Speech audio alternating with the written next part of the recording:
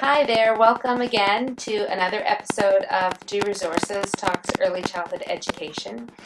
And this particular episode I'm super excited about because I've spoken about how we're going to have some local people in our early childhood field, as well as talking to people who present and write books. So we're joined today with Bonnie Minard. It's pronounced Minard? Minard. Oh, I'm so sorry. So Bonnie Minard. She's the director of Portland Street Daycare Center in Dartmouth, Nova Scotia. And how this particular interview came about was on June the 1st, the Nova Scotia government did an announcement and released an action plan. The Department of Education and Early Childhood Development Services. I didn't know if the word services was there. Having been in the field myself for numerous decades now, the governing body that licenses daycares in Nova Scotia has changed its name and its department many times, so sometimes I have to just straighten that out in my brain. So June the 1st, they rolled out an action plan of 27 action items. And in a social media group on Facebook, I had said that I would love to talk with people, local people, about their responses to those 27 action items, because I think that it's so important to share and reflect together as a community. And sometimes hearing other people's perspectives can really spark other ideas in different individuals. And currently the department has indicated that they want our input and our ideas about the implementation of the 27 action items. So Bonnie on this Facebook group had indicated that she'd love to share her perspectives on it, to sort of, I'm going to say that you're leading off this. Some other people have said they want to discuss it as well. So you're the first person, and congratulations on being so brave to sit down and talk to me, and thank you. So, what are you, 27 items is a lot of items.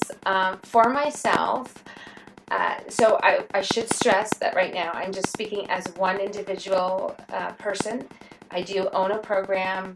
I have been an ECE in Nova Scotia we've already established, several decades, but I'm not here wearing any of my hats. I'm not here as the Private Daycare Association. I'm not here as a board member of the Professional Association. I'm just here as one ECE, encouraging us all to share ideas together. So 27 items is a lot. They covered many facets of our field. What are your thoughts? They did cover many facets, and first of all, I want to thank you for providing the opportunity, because I think it's so important for ECs to come together and share ideas. That's how we get better. That's how we get stronger. And the department, I think, has finally put some recognition to the needs, and I'm grateful and thankful that they have. And of course, it's not perfect because it's a starting point, and you would not expect it to be perfect the first go round, but so happy that we're at a starting point. Some of the key items for me is how they're going to implement all of these 27 items, and I think that they still have questions. So of course we do, because they don't have all the answers. The leveling system is a big one for me. I'm concerned about the way we apply levels and the way that we pay levels. They're coming out with a new wage platform, which kind of indicates or dictates at least minimums that we should pay each level, but we're asking people to do the same job.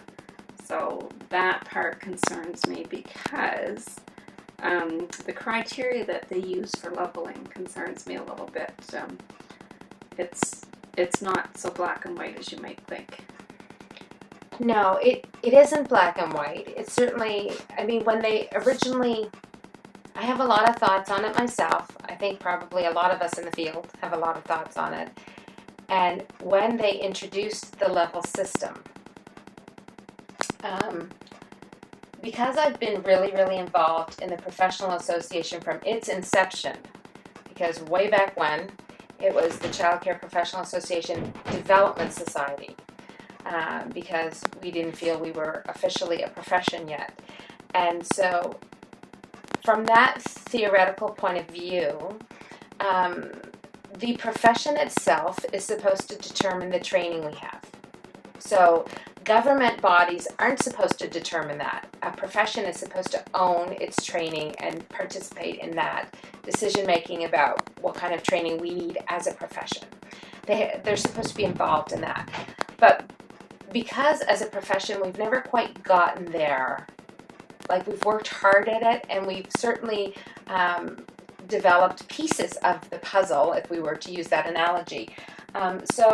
So the department, when they developed the level system, they had to, I guess they made a decision to take the bull by the horns, because it probably sounds derogatory to say the archaic Daycare Act and regulations, because elements of the regulations aren't archaic, but one of the things that was a little outdated was that in that act and regulations, it did have qualifications. And again, that should never have been in the act. That should be in a practitioner's piece. A practitioner's act should be an act for the facility and an act for the practitioner. But it had to be put in place somewhere, because there had to be safety measures about who's working with children. So this whole level thing, I think when it was created, was sort of like what you're talking about, the action plan. It was a starting point. But it's not black and white. The world is huge. The training people acquire, and they move around the globe. So everybody has very different things that they're bringing to our work. And there are, I think a lot of people get lost in cracks because of the level system. And that's a huge problem. A huge disadvantage. And for an example, usually most industries and professions do recognize that learning is not always done in an institution. It can be done through life experience. It can be done through workshops. It can be done by just exchange of information with another person. So, for example, I have a friend who's in the oil industry, and he has left school probably at grade 8, and he just started working. But he is incredibly knowledgeable in his field. He works all over the globe, and he is in charge of people's safety and, environmental issues and all of this. And he gets rewarded handsomely for it. He makes hundreds of thousands of dollars because he is so good in his field.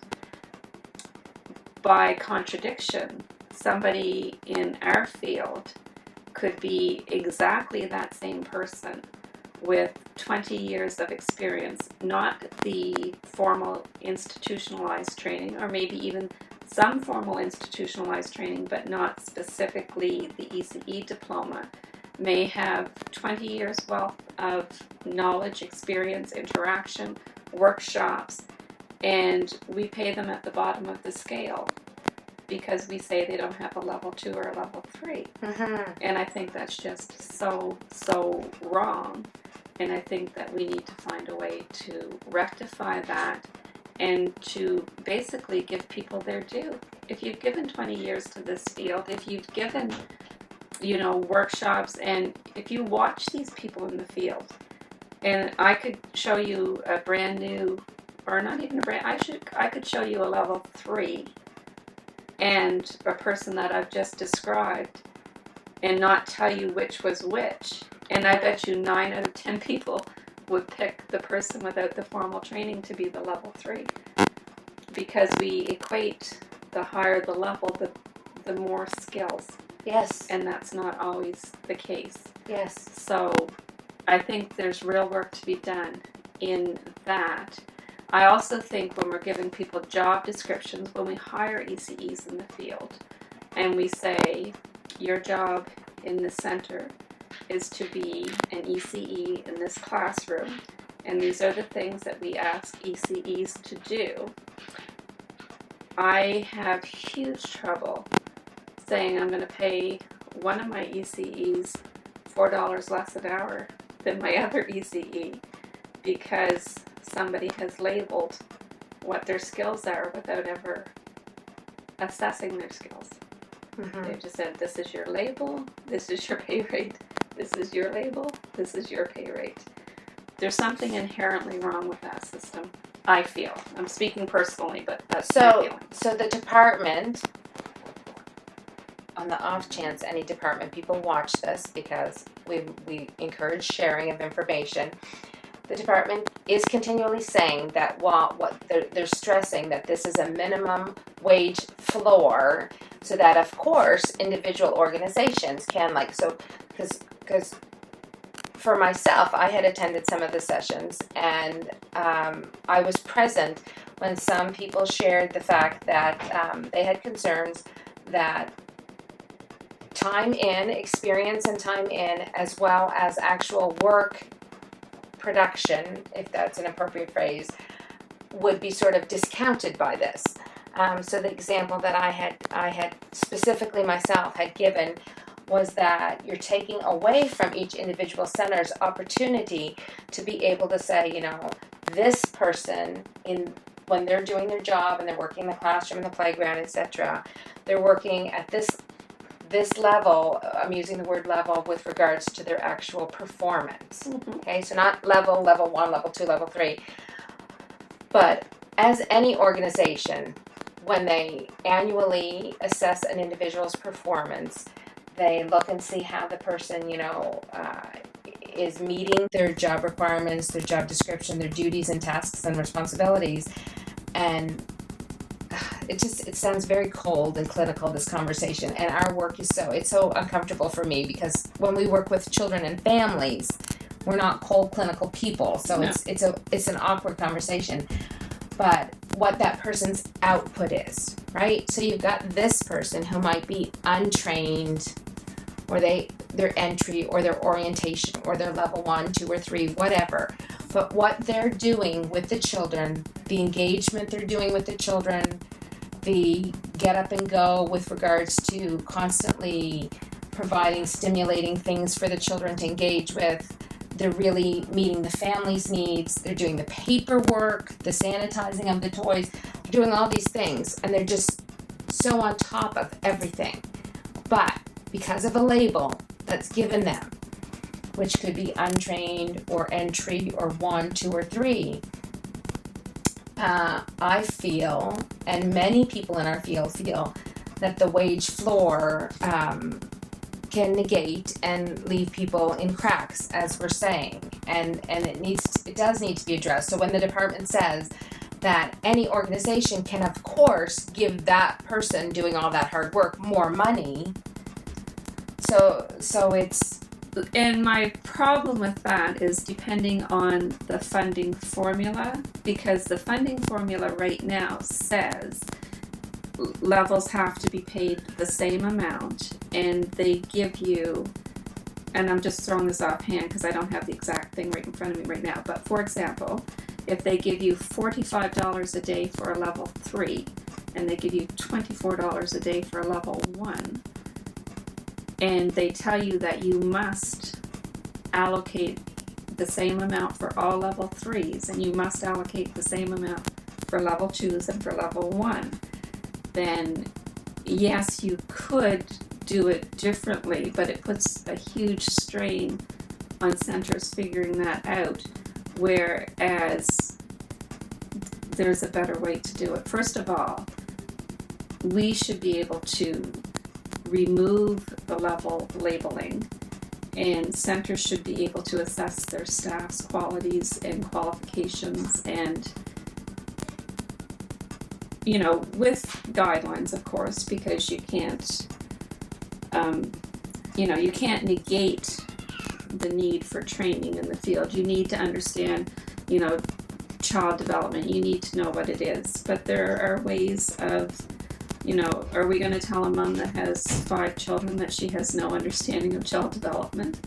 There are many ways to acquire that knowledge, and so I guess for me that piece of it really needs to be looked at. How do we give out level 3s. You know, it's a degree plus your diploma. But what if your degree's in car mechanics? So does it help you much on the floor of an early childhood field? Like, because any degree plus your diploma will give you a level 3. Okay, so I know of some examples that those people weren't given level 3s, that have a degree and they have a diploma. And they're I know one person that's a level 1 who has a degree, a university degree in psychology, and she has an ECE diploma, and she was labeled a level 1. Oh, well, I would contest that right away. Well, she's been trying for several years. So that makes no sense, because a diploma, your ECE diploma with nothing else, is level 2. I know. It's very confusing. So, and we're not, and we're listening. Get rid of the levels. And we are not the people who assess that, right? No. I mean, I'm sure it's not internet. So, with regards to your comment about centers assessing individual people's early childhood educators meeting abilities, training, credentials, and qualifications. So, I personally don't think centers should ever be given that kind of power or authority, because there's a lot of subjectivity. So when we ask our teachers in the classroom to work on a child's progress report every 6 months as required to do, we constantly emphasize to them, you have to be objective, you can't be subjective. And centers themselves might be subjective with regards to their staff. So it should be someone else. So it could be the Nova Scotia Child Care Association. It could be them in conjunction with people from the department. Yes, and I don't disagree with that piece of it, like with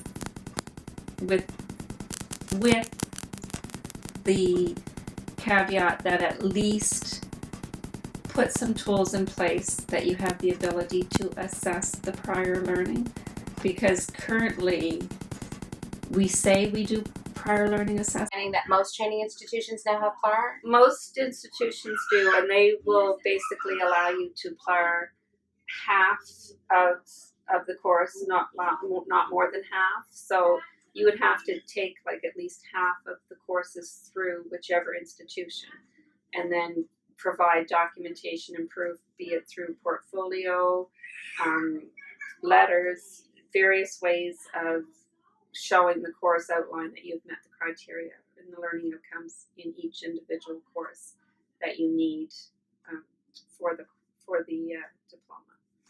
So the reasons why someone might activate, or whatever the appropriate verb is, begin the process of PLAR would be if they haven't, because to work in early childhood in Nova Scotia currently 2/3 of the staff have to have a level of training, whether it's level 1, 2, or 3. But by the year 2021, 100% of everyone working in early childhood programs have to be level 2. So the 1/3 of untrained or entry level people and level 1 people, that will no longer be in place. It will be 100% level 2 or level 3 as of 2021. So right now, in this day and age, if you've been given a level 1 or a level 2 and you believe you're a level 2 or a level 3, you might go through PLAR. Or maybe you've been given entry level or untrained level, and you've worked in another country with children, preschool children or infants or toddlers, whatever, because perhaps you took a program in another country and it's not accepted here by the people who determine the levels, or not the people, because I'm sure the people have there's a criteria and a process. So when you're working that through, because perhaps you don't agree that you're an entry or a level 1 or whatever it is, there's this process where you can submit aspects of your work. Well, currently there's not a process if you haven't attended one of the institutions. So what I'm saying is it would be, I think, in everybody's best interest if we could develop a process and set down some criteria, and whoever oversee it, be it some of the people at training institutions, some of the private people that do training in the field, they travel all over the place and present workshops and, have done ECHRs and all the things that make quality programs. People from the department, if they can get together, because currently there is no process to prove outside of one of the training institutions. And again, they only allow you to do 50%, so you'd have to take 50% of your courses through them. So it would be imperative, I feel, for us collectively, be it, private college, the department, private educators, somehow together to come up with a process so that some of these paraprofessionals can prove their knowledge and their experience and their training and be given the respect and the everything that goes in accordance with having a level, having 20 years experience and all kinds of education behind them. Yeah, it's a huge problem, and it's insulting. It can be insulting. It certainly can be very financially detrimental. It can impact your relationship with your colleagues. It certainly impacts your family budget. I had one lady say to me that moving to Nova Scotia was professionally the worst decision of her life. And that is so hard to hear for somebody that is passionate, knowledgeable, engaging, brilliant with children, tons of experience, 3 college diploma, a teacher diploma in Scotland is a 3-year program. There's 3 years of practicum, practical class teaching, and then all the other things that go along with it. And so to hear, because it is a legitimate statement, in many other places would be teaching in the school system and making, far more than being classified as an entry-level staff person. So I think that we can do better, and I think it would be lovely for us. I think everybody benefits if we do. So my thoughts was that the level system, when it was created, which it really is still in its infancy, because it's only existed for, I want to say, 3 years. Longer than that. Is it? Oh yeah, because we're 2016, and I know that it was in existence before 2012. Excuse me, but because the new system for people being like a supervisor or the person in charge or your designate, if they have a level 1, if they had it before May 2012, they can be your designate, and if they obtained it after, they can't. And I believe that is a reflection of the change in the criteria for the level 1. Okay. So let's just guess that it's 5 years old. At least. But certainly in comparison to, policies and things like that, that would still be, I guess I don't know what the definition is, but to me, my brain is sort of thinking it was in its infancy, but maybe it's in its toddlerhood, preschool, whatever. So it was, there was a need. They developed a system because there wasn't one. Mm-hmm. So that was, that was a good thing. But clearly what we're saying as 2 individuals, but we've heard it from many, many, many colleagues in our field, and we're asking for input from others who watch this video. We're certainly we're not asking for anyone to attack us as individuals.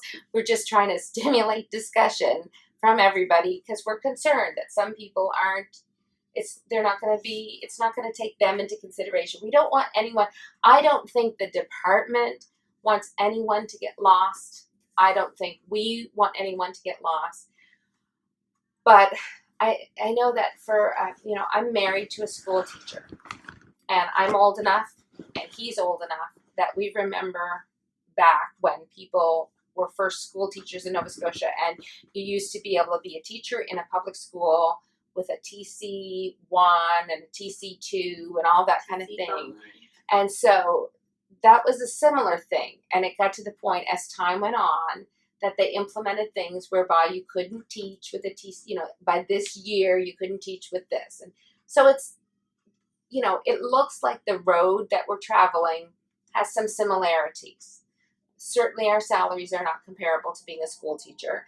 And I don't want anybody to think I'm suggesting we should be following the same exact path of school teachers, because our work involves caring and nurturing, meeting primary care needs, as well as an element of education. And I would never want I don't want anybody to ever encourage us to just be known as teachers, because we would lose that element of care that is critical in our work, and families and children need that element of care.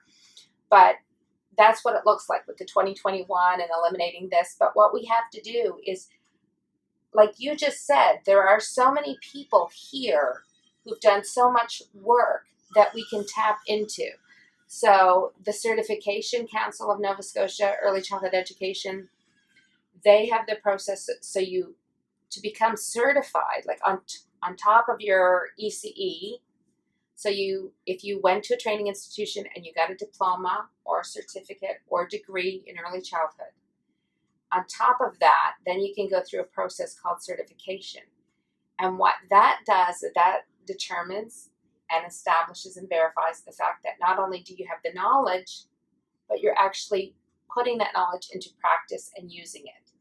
And through working with other professionals and someone who comes and checks on you and everything else, there's a verification process that you are regularly using and practicing your knowledge. And that's a layer on top of it. And it's already done. A huge amount of work was done into that. It's beautiful, it's rich, it's comprehensive. So there's the certification piece. There's obviously our professional association. There are many different places where we can draw from locally, as well as more broadly, that would say these are ways we can see how these individuals are indeed meeting the pieces that need to be met to be placed at a certain level. It has to be more expansive than what it is currently. Absolutely. So that's huge, and we have to get everybody involved in it, because now another thing that you mentioned that I have some thoughts on, and I think many people will have thoughts on. I have a friend who works in a different field. She actually works in an organization where they provide counseling for people in very difficult situations in their lives. And that organization has a cook, of course, and counselors, and people who supervise the play of the children of the people who've been in the difficult situations in life. There's resource people. There's many different jobs. But that organization made a decision with their board of directors that every single person who works there would be paid the same, regardless of their qualifications, because they wanted, as an organization, to say, we value everything that everyone's putting in, and that together it creates a whole thing of value. And so, this counselor might have this training and these degrees and might have a master's or a PhD, whereas this counselor has these pieces and the cook and this. And so everyone in that organization earns the same salary. So we were talking, you and I, earlier about performance, because, with budgetary restrictions, you might not be able to give performance money for someone's salary. We talked about the levels and how people would be earning different and that. And then you mentioned that if everybody's doing the same work, shouldn't they be paid the same as well? So that made me think of this friend of mine who works at that organization. And I know that she went back to school and she got an abundance of additional education on top of her experience, but she's earning the same as other people in her organization who didn't go back to school.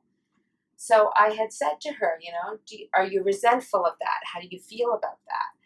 And because they, as a community, their organization is a community as well as an organization, they made a decision about their value system. So it's another way of thinking. Absolutely. And some people would be really offended by that because they'd be like, I have a university degree and I should not be paid the same as this person. And they, see themselves more isolated than we are part of a whole that delivers something together. Yeah. And I mean, when you look at the ECE field, and you look at any program or any classroom, we don't ask our level 3s to do anything differently than we ask our level 2s to do. We ask everybody to do programming. We ask everybody to engage with the children. We ask everybody to meet the basic, needs, be it changing, feeding, bleeding, whatever. And we ask people to observe and document and, do the progress reports. So we are asking people essentially to do the same tasks for different amounts of money. Mm-hmm. And, that is, I think it has created more division than anything. I think people do sometimes, not always, but sometimes I think they think about it and think, I'm doing exactly the same job as that person and they're making $3 more or $4 more or whatever.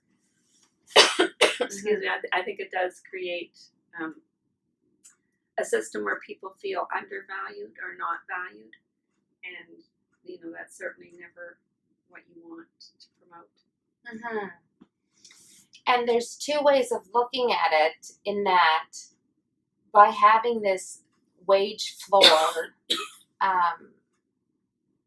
certainly somebody who went to university, they made a decision to go through a much more costly educational academic growth period. They may have huge student loans as a result. So they made that decision. And do they have more knowledge base than others who either don't have a diploma or have a diploma or certificate or whatever? Certainly they do. The degree holds more knowledge, and that does need some recognition. So if you were to use the word commensurate, they deserve something commensurate to that. So this particular piece of the action plan speaks to financial commensuracy regarding their degree. But if we're looking at earning there's the other way, which is that you should earn a commensurate earning for the work you put in.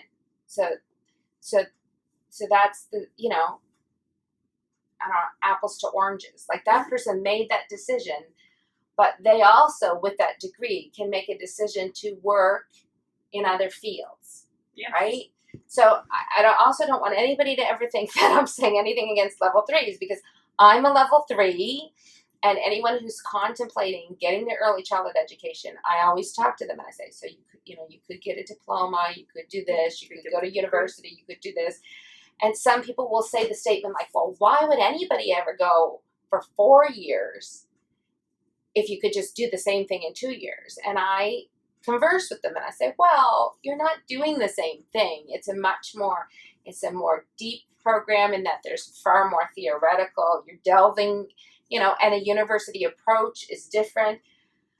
But the other thing is the day that they get into the classroom, if the ink is fresh on their diploma or fresh on their degree, and it isn't even dry yet, and you put a level 3 in the classroom and you put a level 2 in the classroom, you see very different.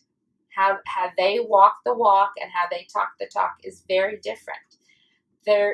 Historically, there is far more practical application instantaneously from a level 2 than from a level 3. Now, this is a general statement. Everybody's different. But these are all things that have to be thought about. It's really complex. It is. There's no simple answer, and I don't think there's probably not any one right answer. But I think there are oversights in. Of course, it's just a new document, so I think there's oversights in all of us thinking, clearly this is how we should do it. Maybe we just need more thought and more discussion and more practical. Maybe there needs to be some observations of reality. This is exactly what it looks like, and how do we compensate accordingly? Yeah.